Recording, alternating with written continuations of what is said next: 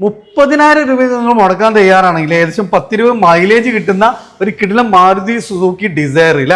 അത് നമുക്ക് ഡീസൽ വണ്ടിയാണ്, ഏറ്റവും ടോപ്പ് എൻഡ്. എത്ര രൂപ കൊടുക്കാൻ പറ്റും ഇത്? നമുക്ക് 3.5 ലക്ഷം രൂപ കൊടുക്കാം. 3.5 ലക്ഷം രൂപ, ഏറ്റവും ഫുൾ ഓപ്ഷൻ വാഹനമാണ്.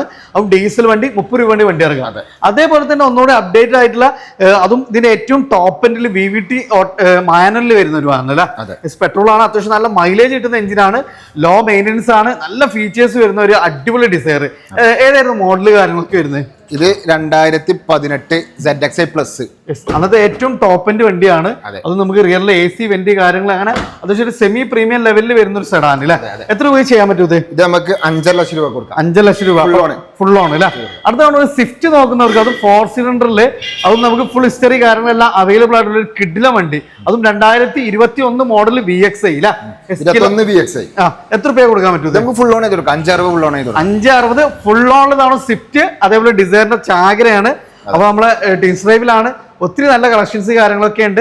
റണ്ണിംഗ് സെയിൽ നമുക്ക് ഇവിടെ സ്റ്റാർട്ട് ചെയ്തിട്ടുണ്ട്. ലൊക്കേഷൻ മറക്കണ്ട, മലപ്പുറം ജില്ലയിൽ വണ്ടൂർ ചെറുകൂടി 28 ടെസ്റ്റ് ഡ്രൈവ്. അതായത് നമ്പർ കൊടുത്തിട്ടുണ്ട്. താല്പര്യമുള്ള താഴെ കാണുന്ന നമ്പറിൽ ഡയറക്റ്റ് കോൺടാക്ട് ചെയ്യാം.